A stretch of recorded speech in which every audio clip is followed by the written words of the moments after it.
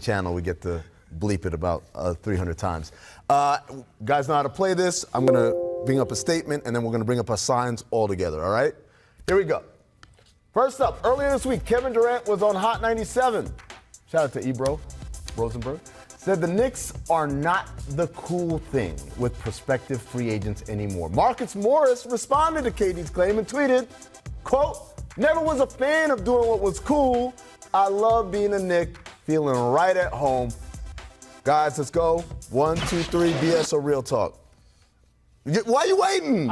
I'm about the quote. I mean, I agree with Marcus Morris. He seems like. Is it BS or real talk? All right, there you go. No, but I thought we were talking about, KD's tweet. Well, let's start with Marcus Morris. Marcus Morris, that's real talk. Okay.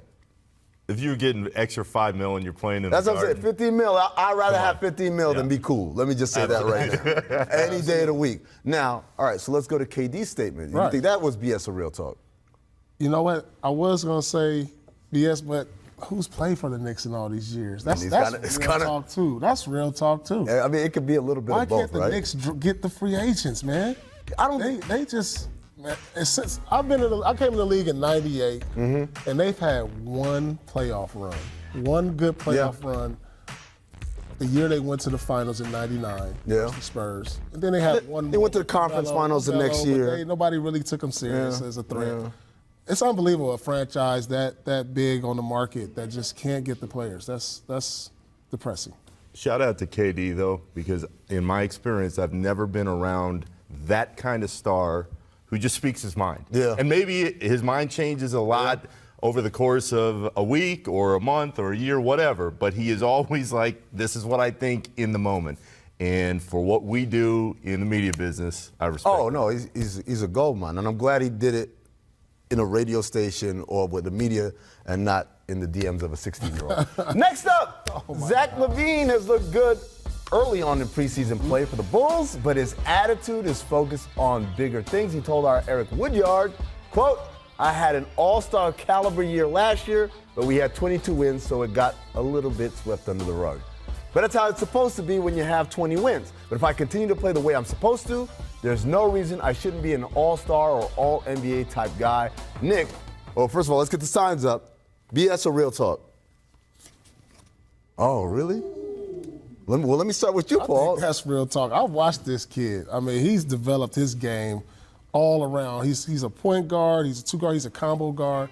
And when I look at that trade from Minnesota, they probably traded the wrong guy because this guy's potential is through the roof. He could be an all-star caliber player. When I look at Eastern Conference, he can go toe-to-toe with pretty much anybody. I saw him match up with Oladipo a couple years ago, and I really like what this kid brings to the table. I think that's real talk. Nick, is he Eastern Conference Devin Booker?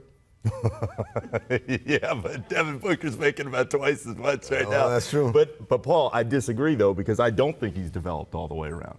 That's the issue. The issue with Zach has never been that he can't score. We know he can. We know he's athletic. He's got to defend.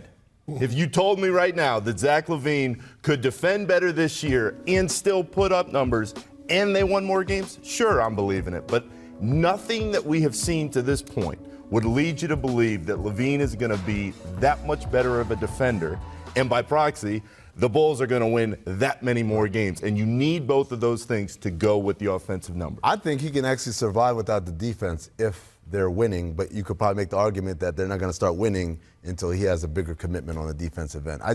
To me, if you're a young player and you're putting up numbers in this league, but your team isn't good, you can book trips to Cancun every February and because no one's going to pick you as an all-star. I mean, that's the problem with LaVine, though. His teams have never been good. Right. They have been awful, and that's not all on him because he has plenty of talent. But historically, those teams are bad. He's got to prove that he can be the leader, and by being the leader, you got to play on both ends. All right. Next up, Andre Drummond can become a free agent, and it sounds like he expects to get offered a max contract extension. He told Vince Ellis of the Detroit Free Press, quote, "With the work you put in, you should be rewarded for it no matter who you are. If it's me or even a rookie, everybody feels like they should make a maximum amount of dollars." Guys, BS or real talk, get the signs up. 3, 2, 1. Good. Oh, yeah. Who don't feel that? Who don't feel like they should make a maximum amount of dollars? I mean, we all know your pro career is short-lived. I mean, some guys play 2 or 3 years, so you try to maximize your dollars. Period. If you're Drummond, you better get every dollar you can right now because his game isn't really conducive in this moment in time in the league to being shooting offensively the way that the league is going. But let me say, when you see guys like, and I know these aren't max players, but they're very highly compensated players. Steven Adams, Rudy Gobert, even a guy like Joel Embiid, who we like to think is a shooter, but you look at the numbers, his three-point shooting isn't that great at all. I kind of feel like we say, oh, bigs don't matter anymore, the game has changed. But I see these guys all around the league who are still playing in the paint. So is he a max guy in your eyes, Paul? The way the league is, he's a max guy for sure. Yeah. I mean, you got guys who come off the bench making 15, 20 million. I mean, goodness, he's a max guy. But we're talking about 37, he 38 led the league million. in rebounds. He gives you interior defense. He gives you a presence. In this league today, he's a max guy, 100%. I don't know how many teams are going to be lining I don't know who's up, going to though. give it to him. Yeah. But in theory, I see what you're saying. You know, in theory, is he a max guy? Yeah, but is he actually going to sign on the dotted line for max money when the time comes? Hassan Whiteside was the other name I was trying to think of. Now, he is a max guy from his last contract. Exactly. Yeah, but is he a max guy? Well, see, I think most people would take Andre Drummond over Hassan Whiteside. In a right? heartbeat. So by that token, if I'm but Andre that was Drummond's a few agent, years ago with Whiteside. I mean, Drummond comes in at a bad time, and sometimes timing is everything, and he doesn't have that on his side in the moment. All right, last up, Magic coach Steve Clifford said on the Jim Rome show, when asked about Markelle Fultz, quote, I think he's feeling better and better physically. He's going to be a big part of our team. Guys, BS or real talk, 3, 2, 1. I'm just going to fan myself here because whatever the middle is on this man. I mean, how do you know? How do you know what Fultz is going to be? Nobody knows. That's why this thing is just going to spin until the end of the year. I want to believe, as somebody who grew up in Orlando, that Fultz can turn into the star everybody wanted him to become. I just don't have that confidence having seen what he's done in the league so far. You know, there's an old saying, fool me once, shame on you. But fool me, you can't fool me again, right? I've heard that before somewhere. The idea that, remember Markelle Fultz, was it last year, came back in Philly and they said, we're going to start him, and everyone was like, he's fixed, and he worked out all summer long. And then within a week or so, we were like, no, it was just kind of that hype machine. So, Paul, are you buying into the Fultz hype machine, or are you just wait and see? I can't buy into it. I mean, we've seen flashes of him in the preseason. I can't buy into it till I actually see it. I mean, we haven't seen this kid since he's come into the league but play a handful of games. I mean, yeah, he's come out here, made a few buckets, made a few dunks, but we got to see this throughout the course of a season. I mean, preseason, I don't know.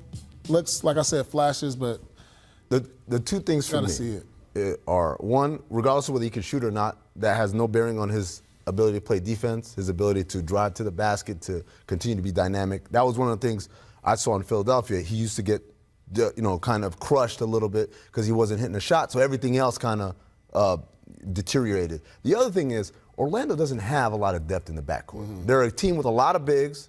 Last offseason, they went out and got more bigs. I don't know why. But so there's opportunity for them. There's a need. I'm still curious to what the injury was. Like, what was it? Here. That's what I'm saying. So, it was no real, I mean, I don't know. But that's why Steve Clifford said exactly what he said. Because you've got a kid who's dealing with some confidence issues on the floor. So you got to pump it up every chance you get. So I understood why he said what he said, but I don't think he even believes what he said in the moment. You're shocking for an NBA coach, huh? You're still a coward. Oh, get out of here. I'm going to fan it this way. I mean, come on now. Markelle Fultz is the ultimate. Which way does it go right now? Coming up, expect Kawhi's final dominance to carry over this season. We'll discuss after the break. But first, here's what The Jump recommends today. Zach Lowe has released Part 1, teams 30 through 16 of his 2019-2020 NBA League Pass rankings on ESPN.com. Check it out during the break because when we come back, I have a feeling we'll talk about it a little bit.